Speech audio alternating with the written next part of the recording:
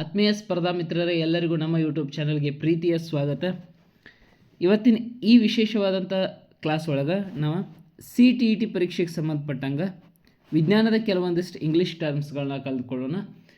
CTET first paper ಬರಿತಿರ್ತೀರಿ, D.Ed ಆದವರ paper 1 ಬರಿತಿರ್ತೀರಿ.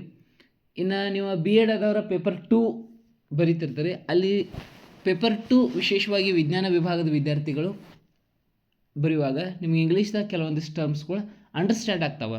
Paper 1 ಬರೆಯುವಂಥ ವಿದ್ಯಾರ್ಥಿಗಳು ನೀವು ಇಂಗ್ಲೀಷ್ದಾಗ ಕೆಲವೊಂದಿಷ್ಟು ಟರ್ಮ್ಸ್ಗಳು ಅಂಡರ್ಸ್ಟ್ಯಾಂಡ್ ಆಗಂಗಿಲ್ಲ. ಈಗ ನಾವು ಕಳೆದ ವಿಡಿಯೋಗಳಲ್ಲಿ ಗಣಿತದ ಕೆಲವೊಂದಿಷ್ಟು ಟರ್ಮ್ಸ್ಗಳನ್ನು ಇಂಗ್ಲೀಷ್ದಾಗ ಹೇಳುವಂಥ ಪ್ರಯತ್ನವನ್ನು ಮಾಡಿದ್ದೀನಿ. ಅದೇ ರೀತಿ ಈ ವಿಡಿಯೋದಲ್ಲಿ ವಿಜ್ಞಾನಕ್ಕೆ ಸಂಬಂಧಪಟ್ಟಂಥ ಟರ್ಮ್ಸ್ಗಳನ್ನು, ಸೈಂಟಿಫಿಕ್ ಟರ್ಮ್ಸ್ಗಳನ್ನು ಕನ್ನಡದಾಗ ಹೇಳುವಂಥ ಪ್ರಯತ್ನವನ್ನು ಮಾಡ್ತೀನಿ. ಓಕೆ, ಈ ವಿಡಿಯೋನ ಪೂರ್ತಿಯಾಗಿ ನೋಡಿ.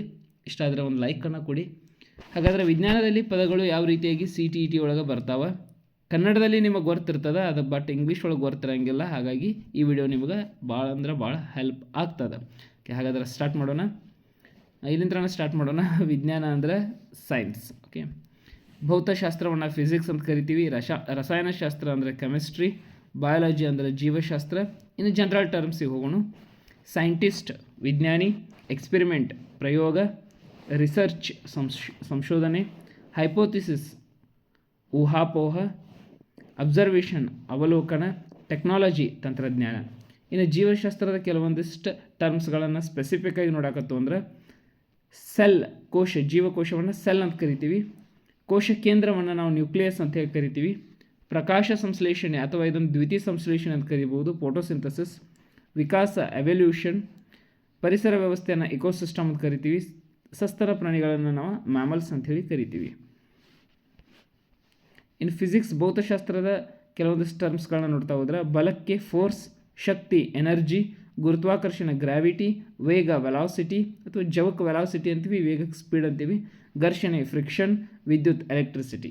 ಇನ್ನು ರಸಾಯನಶಾಸ್ತ್ರದ ಕೆಲವೊಂದಿಷ್ಟು ಟರ್ಮ್ಸ್ಗಳನ್ನ ನೋಡಿದ್ವು ಅಂದ್ರೆ ಎಲಿಮೆಂಟ್ಸ್, ಆಮ್ಲಜನಕ ಅಂದರೆ ಆಕ್ಸಿಜನ್, ಜಲಜನಕ ಹೈಡ್ರೋಜನ್, ಇಂಗಾಲ ಕಾರ್ಬನ್, ಕಬ್ಬಿಣ ಐರನ್. ಇನ್ನು ಆಮ್ಲಕ್ಕೆ ನಾವು ಆ್ಯಸಿಡ್ ಅಂತೀವಿ. ಕ್ಷಾರ ಅಥವಾ ಪ್ರತ್ಯಾಮ್ಲಗಳಿಗೆ ನಾವು ಬೇಸಸ್ ಅಂತ ಹೇಳಿ ಕರಿತೀವಿ. ಆ್ಯಕ್ಚುಲಿ ಇಲ್ಲಿ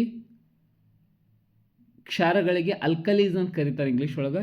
ಬೇಸ್ ಅಂದ್ರೆ ಪ್ರತ್ಯಾಮ್ಲ. ದ್ರಾವಣ ಅಂದರೆ ಸೊಲ್ಯೂಷನ್.